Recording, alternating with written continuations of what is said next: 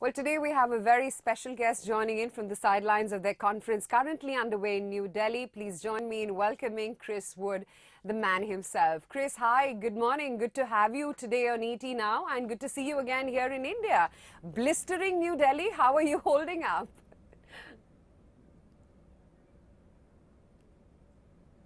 It's okay. At least it's not too humid, just hot. Okay, we here in Mumbai are used to that humidity, but it's getting hot for the market as well, Chris, and unfortunately it seems like there's not going to be any monsoon anytime soon.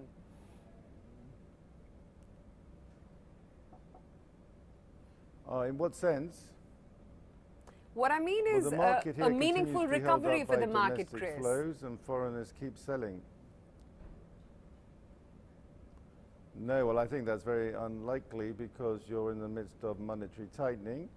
So I think the good news is that the RBI has continued with the monetary tightening, because not to do so would have, I think, been negative for, for market sentiment.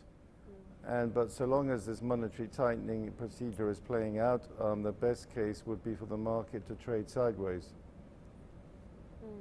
But when is it, Chris, that you actually see a meaningful recovery come back? Or should the markets, like you said, be even hoping for that?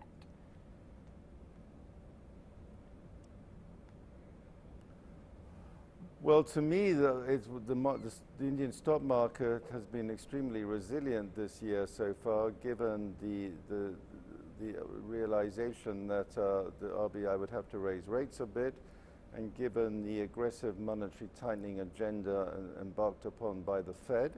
So actually, I am surprised how resilient the market has been, most particularly also with the rising commodity oil price pressures. So to me, many people I think, are on the sidelines expecting the Indian market to correct, because they're hoping to be able to buy it at lower levels later in the year. So the key dynamic in India this year has been the fund flow dynamic, where you've had record foreign selling, which my understanding has continued in recent weeks, and the market continues to be supported by these very strong domestic flows. Yeah, absolutely. But if those domestic flows slow for whatever reason, maybe because people get less excited about the stock market because it's not going up, then you should expect more of a correction here. Indeed. You know, it's interesting, Chris, that within the entire emerging market pool, China is actually holding out. Is it more of a bottom-up story that's playing out in China, or has tactically something changed for China, which it hasn't for the rest of the emerging market basket?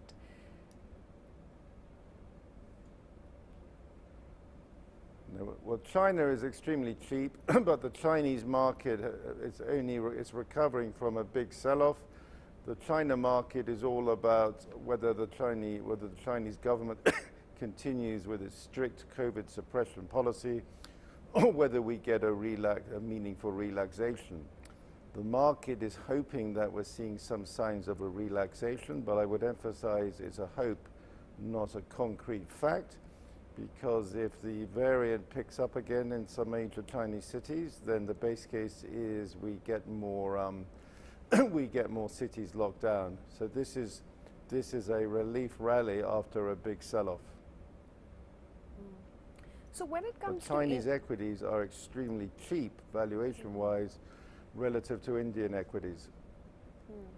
And where does US lie in the piece of the pie? Because I was just reading a couple of your notes, and the latest one does indicate that you actually believe that US monetary tightening expectations may actually have peaked. So what does that spell into or equate to for equity markets in the US?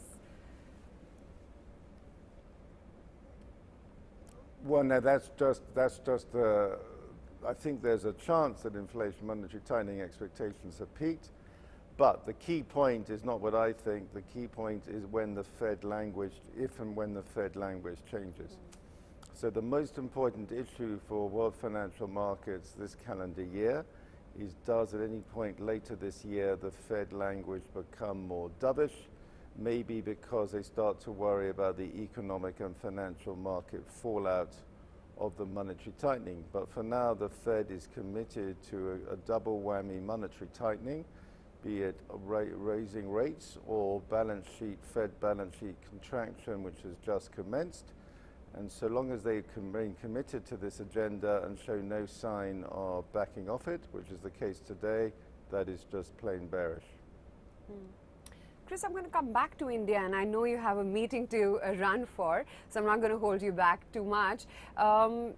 You know, while crude continues to hold around 120, and that's never going to be good news for India, you actually make a case that India weightage could actually increase to 18.5 from the current 12.7% in your portfolio. What's that hypothesis based on?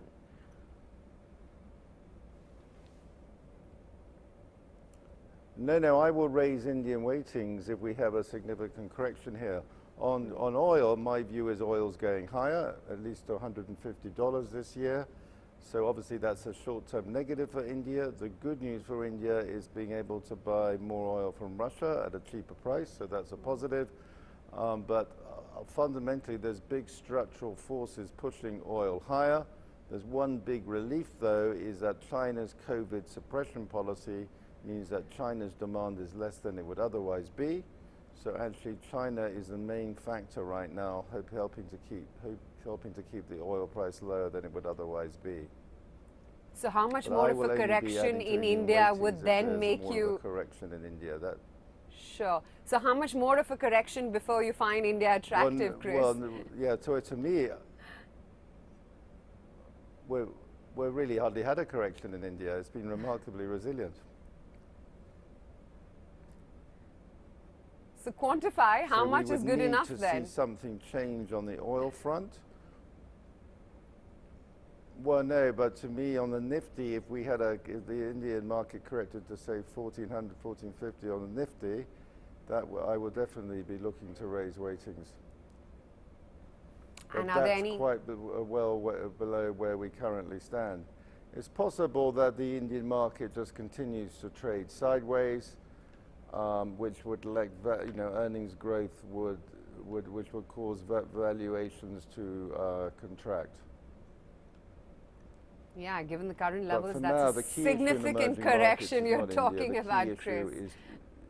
Yeah, sure. Yeah. Yeah, the key issue right now for Asian emerging market investors, not India, is China, because the Chinese market has the potential to be the best performing market for the rest of this year if they meaningfully relax COVID suppression. On the other hand, if Omicron variant continues to break out in China and the Chinese authorities maintain a very strict COVID suppression policy, China has the potential to be the worst performing market for the rest of this year. So that is the real binary market. Sure. So we're at 16,300 right now in the Nifty. You said you're going to find comfort if we fall, say, to 14,500 thereabouts. What is it that you would buy if the Nifty were to correct to those levels? When I would just add to the positions in my existing portfolio. So I remain very bullish on India structurally. This is a year with the monetary tightening going on both in America and India. If the Indian market can trade sideways this year, for most of this year, that's a very good outcome. Sure. Chris Wood, great to have you today on ET Now, and enjoy the rest of your Delhi trip. Thank you so much.